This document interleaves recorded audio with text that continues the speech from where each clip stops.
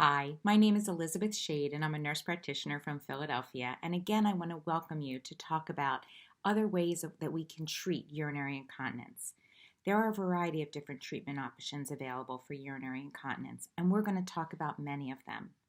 I just want to first list out for you all of the different treatments that are available because, as you probably thought, there was nothing that could be done for your urinary incontinence problem. But you've taken the first step with the Zeta-Sock, and I'm going to explain to you some other treatments that you should think about incorporating because oftentimes it's a combination of different efforts that makes the most impact in controlling this problem.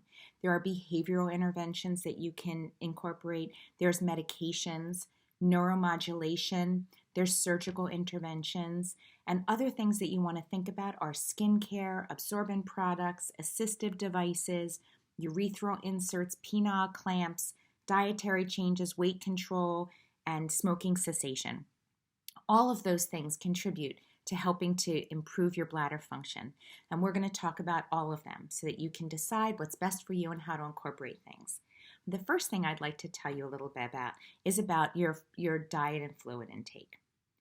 You should be drinking a normal amount of water every day. Whatever is considered normal for you, depending on what underlying conditions you might have. If you're on any kind of a fluid intake restriction, you want to take that into effect, but you want to be drinking enough so that you are constantly flushing through your system. You're taking water in, you're putting urine out. Taking water in, putting urine out.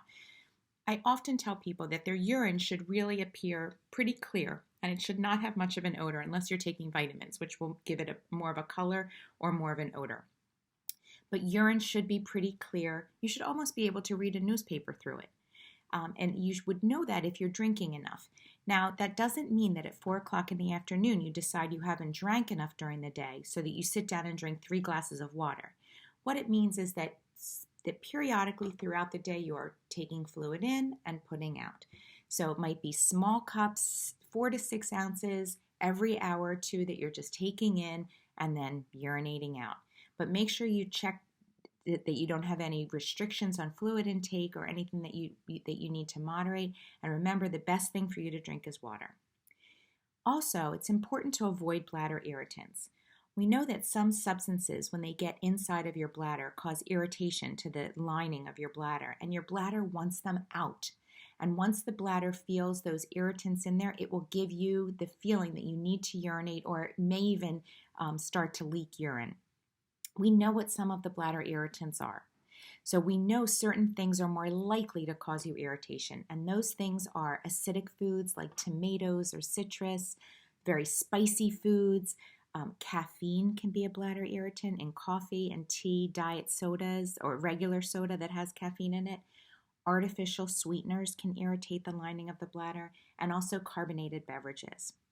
Now, not all of these substances are going to irritate your bladder, so it's important to see how your bladder reacts when you use those substances, if it's something you regularly have in your diet, and then try skipping it for a day or two and see if you see any difference. And then you can tell if that's a substance that irritates your bladder or not.